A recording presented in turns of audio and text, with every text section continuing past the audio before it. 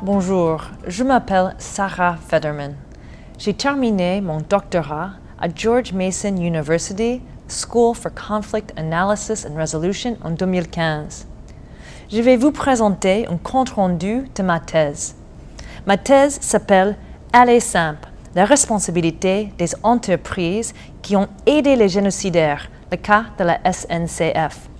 J'ai présenté ce compte-rendu à Paris en 2016 en janvier à la Mémorial de la Shoah, grâce à une bourse de la Fondation pour la mémoire de la Shoah.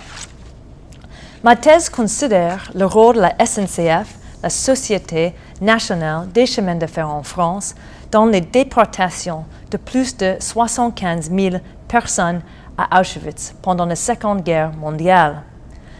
Je considère les poursuites judiciaires en France et la législation aux États-Unis destinées à forcer la SNCF à indemniser direct les survivants et leurs descendants, les efforts de la SNCF pour faire un monde honorable, les réponses des survivants à ces efforts et finalement comment le conflit continue aujourd'hui.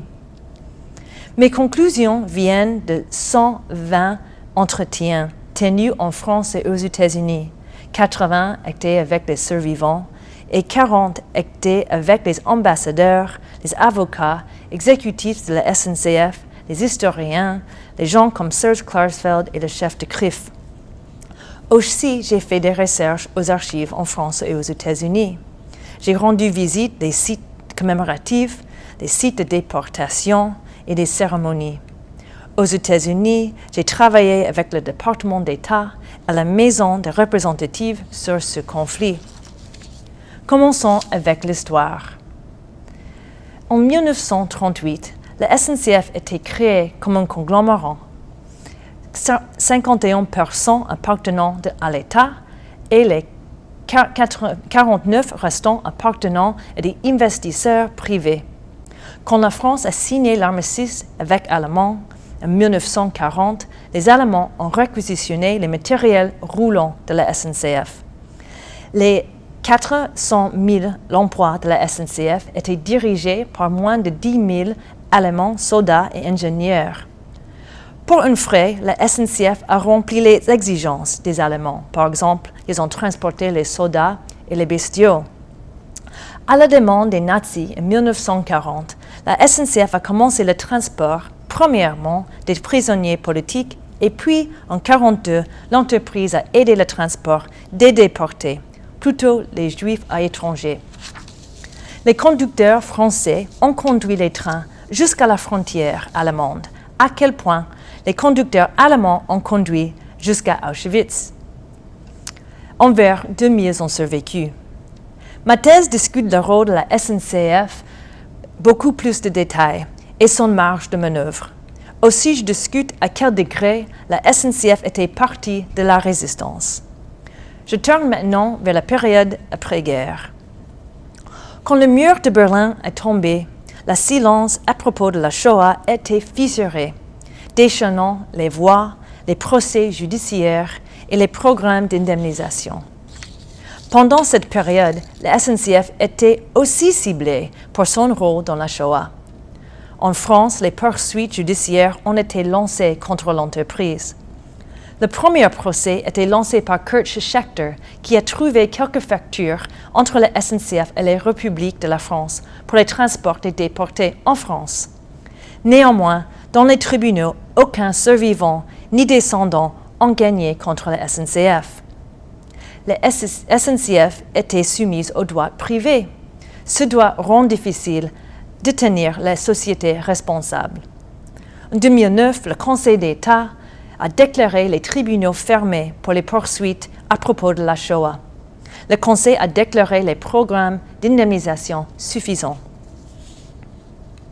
Certains survivants ont tenté de lutter par les moyens tribunaux américains. En l'an 2000, l'avocat Harriet Tubman a lancé une poursuite contre la SNCF de la Cour de justice de New York.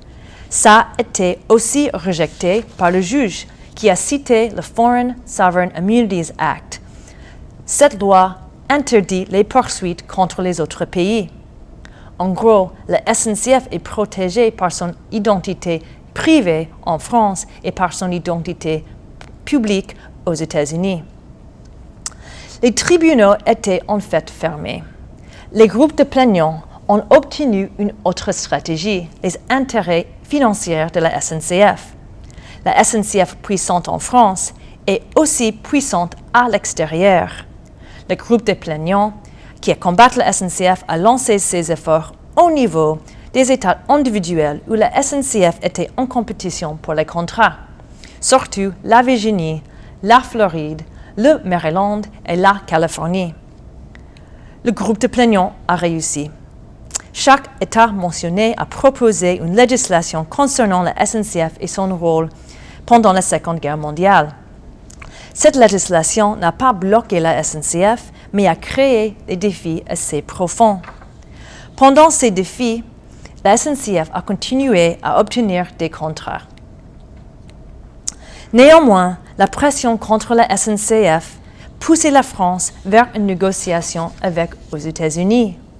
L'accord, signé en décembre 2014, a consacré 60 millions de dollars pour les survivants et leurs descendants dans le monde qui n'est pas couvert par les autres programmes de compensation.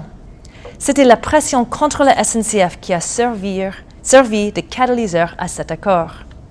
Par contre, le conflit n'est pas terminé.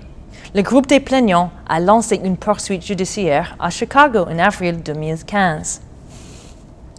Pour être clair, la SNCF n'est pas sans regret ni sympathie concernant le rôle de l'entreprise pendant la guerre. La position de l'entreprise contemporaine est que pendant la guerre, la SNCF n'avait pas le choix. Elle note que beaucoup de cheminots et leurs familles ont aussi souffert. Plusieurs cheminots ont participé à la résistance. La SNCF a perdu beaucoup de matériel roulant et les Allemands ont rarement payé les sommes dues. Ça ne fut pas une période rentable. Après la guerre, la SNCF a contribué au site de commémoration, pérennisé plusieurs expositions, organisé des discussions à propos de cette période et commissionné une étude indépendante faite par le CNRS. Le directeur général de la SNCF, Guillaume Pépi, et les autres exécutifs ont exprimé leurs regrets de l'entreprise.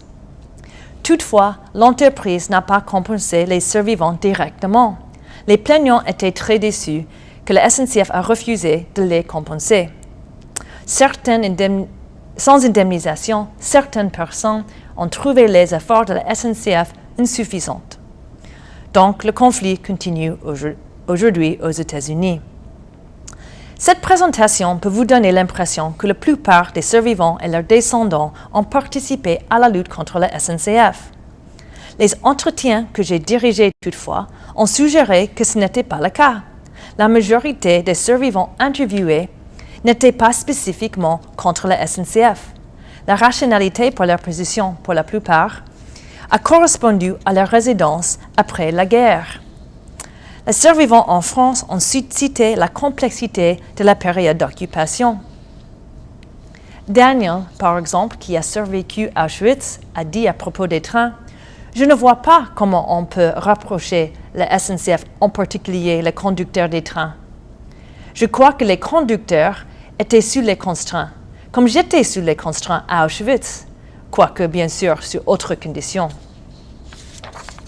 Le raisonnement des survivants aux États-Unis était différent, même si leur conclusion était la même. Ces survivants ont noté la distance du temps. Manfred, par exemple, il a dit « Mais est-ce que c'est les mêmes emplois? Est-ce que c'est la même entreprise? Je trouve ça un peu trop. Il me semble que c'est un genre de revanche, après que les vrais vilains sont morts. » Beaucoup de gens me demandent quand est-ce que la lutte contre la SNCF terminera. Quand les survivants sont morts? Non. C'est possible que les générations suivantes continueront à lutter contre le passé. Quand j'ai commencé mes recherches, je me suis posé la question comment trouver une solution à ce conflit entre la SNCF et les plaignants. Après 5 années de travail, je me pose de nouvelles questions. Mes questions sont moins à propos de savoir si oui ou non la SNCF est responsable. Mes questions maintenant sont plutôt de savoir comment peut-on travailler avec la SNCF et mieux discuter les questions de responsabilité. De plus, comment les entreprises, les gendarmes et la police peuvent nous aider avec la violence en France et à travers du monde. Merci de votre attention.